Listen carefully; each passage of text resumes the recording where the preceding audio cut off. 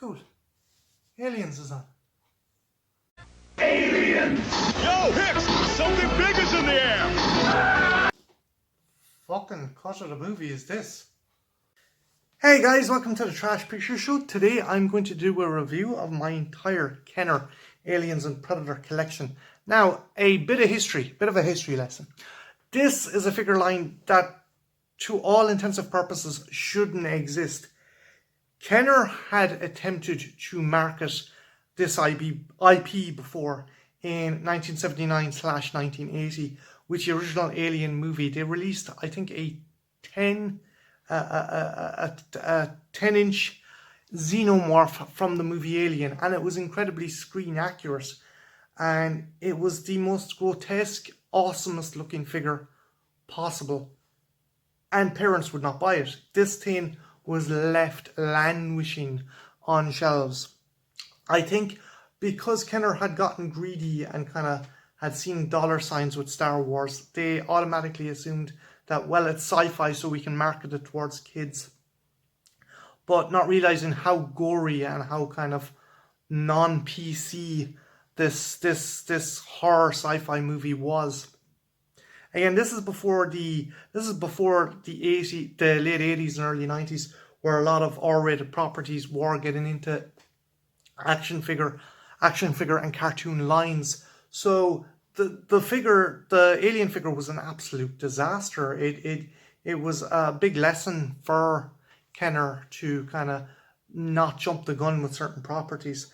That said, when the 1990s rolled out, Kenner had produced a number of movie properties, and some of which were R-rated. The Terminator, for example, and there was other toy companies doing R-rated properties, such as RoboCop, Commando, Rambo, the Police Academy franchise. They were all getting toy lines. 9 times out of 10, a lot of them had kind of cartoons to coincide with the figure line, and Aliens was going to be that.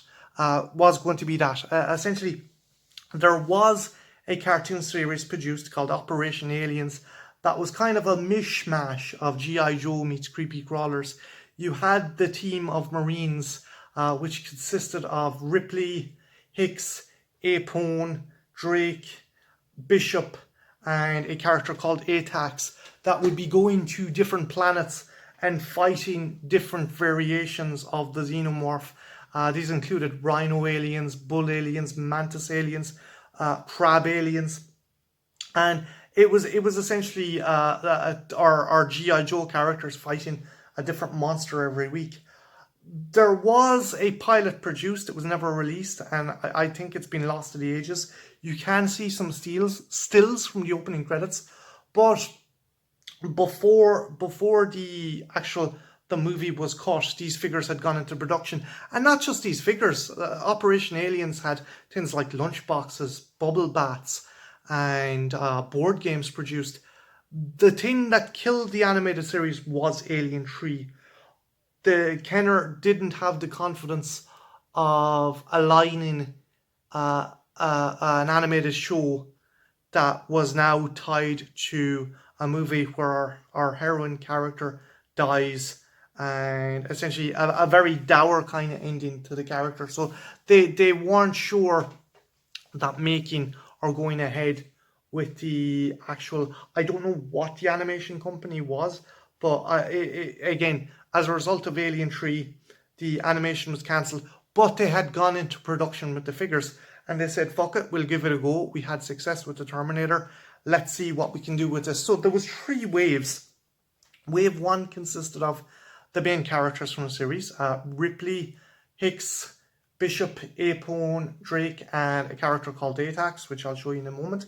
And these, I think the aliens included the Queen Alien, the flying variation of the Queen Alien, a bull alien, a warrior alien, and a giant facehugger. The second wave would include Vasquez, a character called O'Malley, Hudson, and a new variation of certain aliens, a night cougar alien, a gorilla alien, and a bunch of vehicles, which included a very kind of cool kind of mech version of the power loader, and their variation on the dropship. There was a kind of offshoot set, which was the Predator line, which introduced the Predators. Whether or not the Predators were going to be brought in as characters into Operation Aliens, I don't know. It would have been kind of cool. It would have been like Yosaki Yojimbo coming into the Ninja Turtles cartoon. He was a property on his own. But yeah, they were going to introduce the Predators as maybe a new foe, like the Triceratons as well in the Ninja Turtles. But I digress. And the last series was a very short run series called Aliens, the Hive War series, which we saw a eye-patched cyborg version of Hicks taking on a group of renegade predators, synthetics, and aliens. And yeah, those figures are very hard to come by, as is the original 1979 Alien. That Alien I was talking about, the figure, that goes for an absolute bundle now, because they went into large enough production, but now it's very hard to get your hands on them. So if you are going thrifting, keep your eyes out open for them, because he is worth a pretty penny. So now that I've got the history lesson out of the way, let's have a look at the figures. Starting off with my two boxed figures, we are going to look at this. This was Bishop. Now you'd be forgiven for thinking, when the fuck did Bishop have a minigun? Again, this was based on the Operation Alien series, so you couldn't really have a kind of a very neutral-esque character such as Bishop. You had to give him some kind of gimmick, and his gimmick was he had a big fuck-off Gatling gun. The cool thing about this was you also get decals with it, and yeah, just really, really cool figure. Looks nothing like Lance Henriksen, looked nothing like the the character in the movie. The cool thing was you also got I think for the first wave, you got a series of Dark Horse published comics. Very silly, very tacky, but very fun. And yeah, that is the boxed version of Bishop. I'll show you the unboxed in a couple of minutes. The back here, it also shows what else came in the range.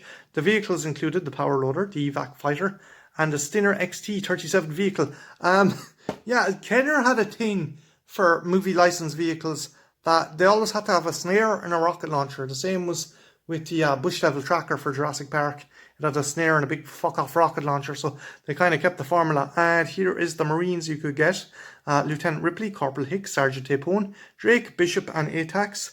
And the aliens in the first wave. Actually, I made a mistake. I thought the Flying Queen alien was in this first wave.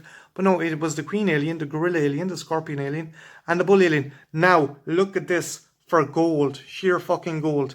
Yes, your eyes do not deceive you. That is actually Lance Henriksen with a really bad Photoshop job done to him. They basically took a picture of a still from him from the movie and put this really bad kind of Photoshop job to make him look more like the action figure. I think they got the license. Michael Biehn gave them the license to use his likeness because he'd been paid fuck all when he actually starred in Aliens. So he needed as much money as he could get, but the rest were basically kind of actors. But yeah, you get a whole kind of backstory on the character here. Bishop, synthetic human, specialty, med lab research, reserve pilot, home planet, assembled on LX469. Background, latest series in Hyperdyne Android. They got that right at least. Designed to study alien creatures. That's not the case. Quote, alien biosurvival rating 95-78. Incredible. So yeah, this is fucking incredible. Just look at that picture. I have to look it up. That poor Lance Henriksen. But yeah, it's cool. These were cool figures. The box art I particularly love. Just the artwork on the actual xenomorph there is pretty cool. I'll try and get it into frame. Yeah, I miss this kind of really old kind of artwork style. The next boxed figure I had is this guy. As I said before, they were going to bring the Predators into the series, and this guy is the Scavenge Exterminator Predator. And yeah, he's a bit like Tina Turner. Very angry Tina Turner. What's love got to do? But yeah, I will get into something about these guys that NECA are actually doing. NECA are doing actual adult collector figures based on the designs and color schemes of this guy. I actually have one of them. I have the clan leader, and I also have the variant, the Kenner variant of Ripley from the NECA line as well.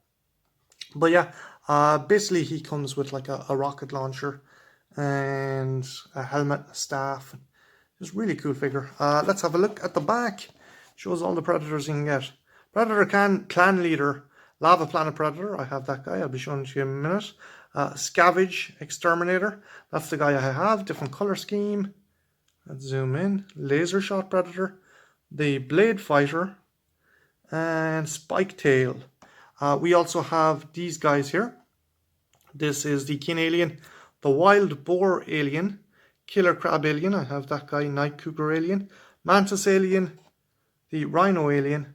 And the Swarm Alien. And at the top there we have the 2-pack of the Alien Warrior, the Warrior Alien versus the Renegade Predator and the Flying Queen Alien, which I have 2 of. And like the other one before, not as impressive as Bishop. Identity: a young predator sporting dreadlocks and attitude to wipe out an entire planet single-handedly. Weaponry: double-barreled launcher, fires missiles that wrap in a bolo style around the prey. So yeah, and that's how you work the figure there. So yeah, they're my two of my boxed figures. And yeah, NECA have kind of done a whole range of these guys for adult collectors, and they've also done something really interesting. They've done Kenner style figures based on the newer properties in the movie. You can get the Berserker, a Kenner version of the Berserker Predator, and you can also get a Kenner version of the I think the Neomorph from Alien Covenant. And yeah, I'll put up some pictures there in the video. So now let's have a look at some of the unboxed figures. So I showed you Bishop before. This is the unboxed Bishop, and yeah, again, does this look like Lance Henriksen to you? No, it fucking doesn't.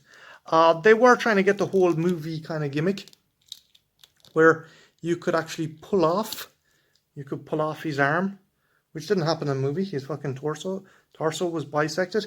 I think you could attach his Gatling gun to that, but yeah. So there you go.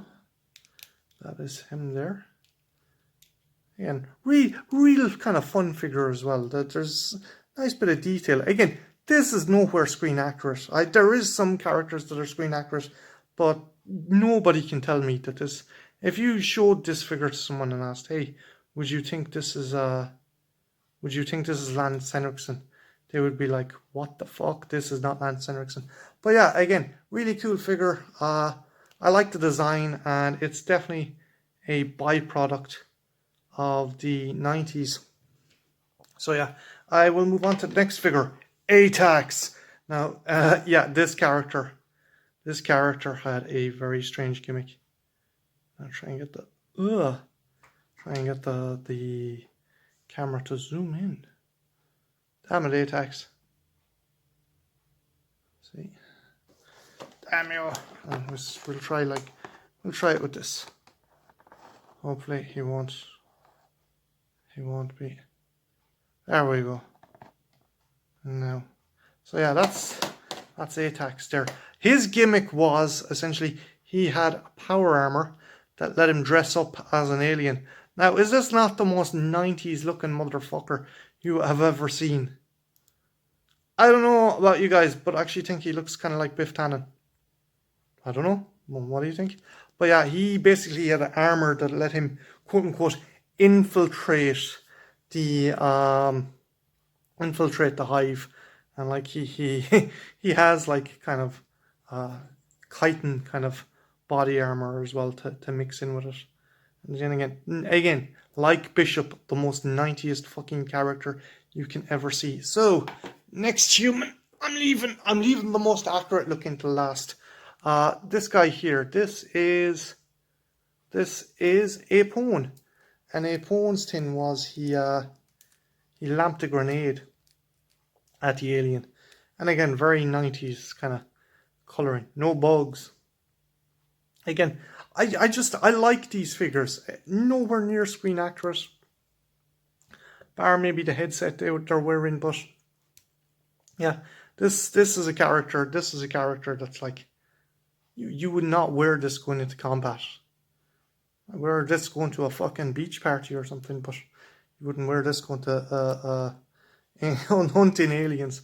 But again, yeah, it's a byproduct of the 90s, so really cool.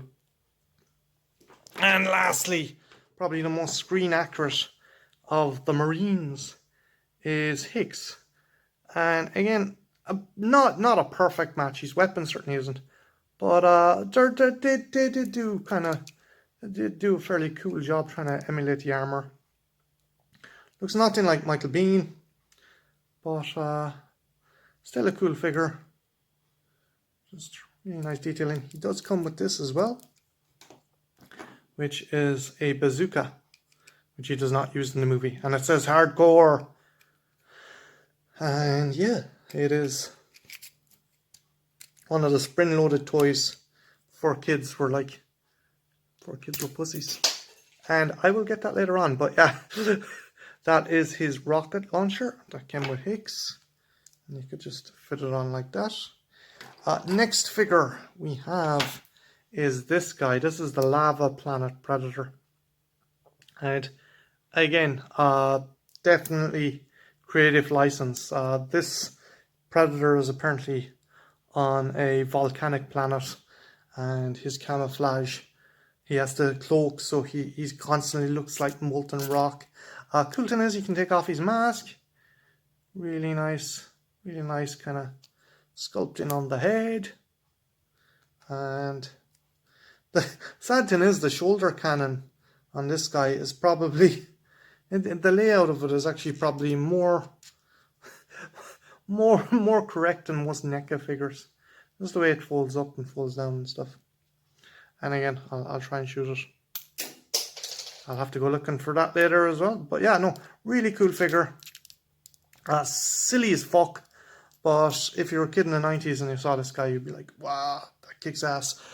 Next up, we have this monstrosity. This is the Killer Crab Alien. And originally it had another head in its chest that could fire off.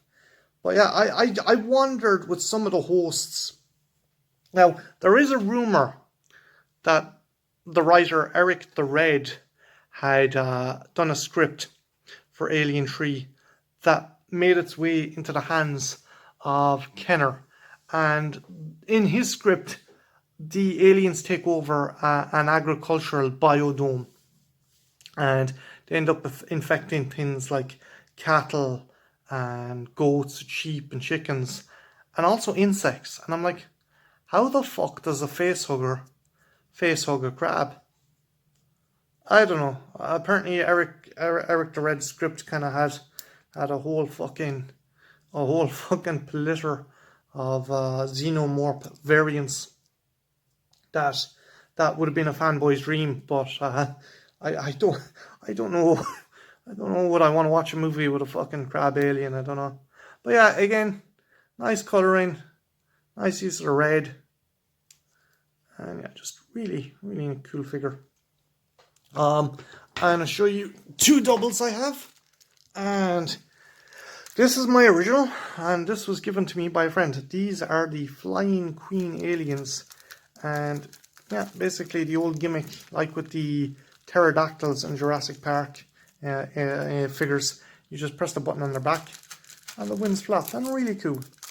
Again, there's something just really cool about this. The way the plastic was molded, transparent. There is like something Giger-esque about them. Even the veins in the crown. Very cool figure. The claw was originally, I played this one to absolute death. I had to tape up the legs. The claw snaps, but the one I was given to by my friend Shane, that gimmick still works. So you put it in there, just did that, and there, snap close. Again, really cool figure. Really do like the design, like the transparent plastic. And this is my pride and joy from the Kenner collection. This is the Queen Alien figure. And yeah, she had a couple of gimmicks with her. She had a tail. The spring is probably, I'm very cautious about using this, but the spring would be very worn now at this stage. So she could whip her tail. And there's also a little bladder at the back. I don't know, can you see it there maybe? Okay, so they're basically, there's like this little bladder bag. And if you done this, her tongue would come shooting out because of the ear. She also came with this. I actually thought these were cool because with the regular aliens, you got a face hugger, a little kind of rubbery, transparent face hugger that would fit around the heads of our heroes.